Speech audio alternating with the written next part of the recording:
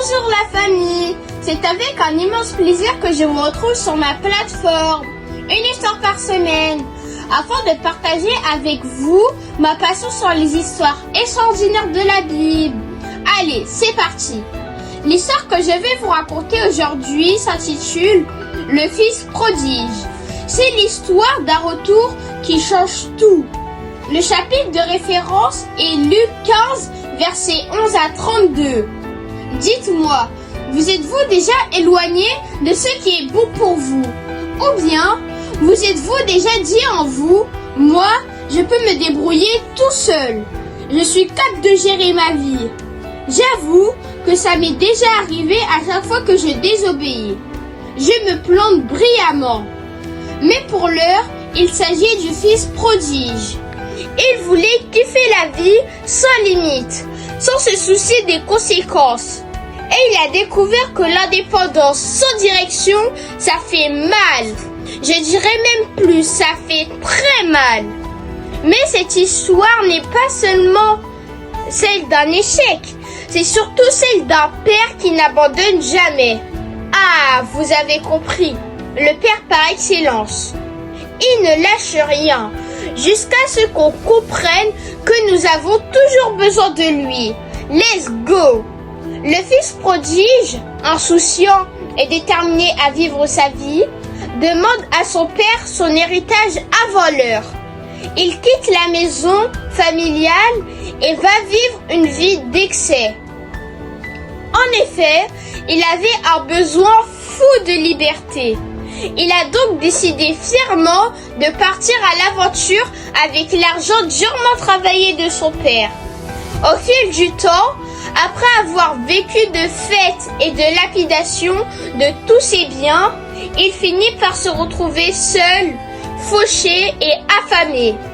Dans un moment de solitude, il se parle à lui-même en se disant « Ah là là, qu'ai-je fait ? Chez mon père, même les serviteurs mangent mieux que moi. » Avec un soupçon de courage, il décide de rentrer. Honteux et prêt à devenir esclave chez son père. La beauté de cette histoire, c'est le moment où le père l'aperçoit au loin et court à sa rencontre, le prend dans ses bras et organise une grande fête pour son retour. Waouh, quel amour! Cependant, entre-temps, le frère aîné, jaloux, n'y comprend rien. Mais le père bienveillant lui dit « Ton frère était mort et il est revenu à la vie. » Moralité. L'histoire du fils prodige nous enseigne que nous avons tous droit à l'erreur. On peut se planter et se perdre, mais Dieu ne nous rejette jamais. Ses bras sont toujours étendus, attendant patiemment avec amour notre retour.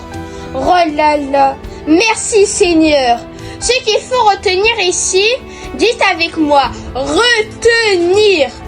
Ce que le pardon de Dieu n'a aucune limite et son amour ne dépend pas de nos performances ou de nos mérites. Avec Dieu, il n'est jamais trop tard pour revenir à lui.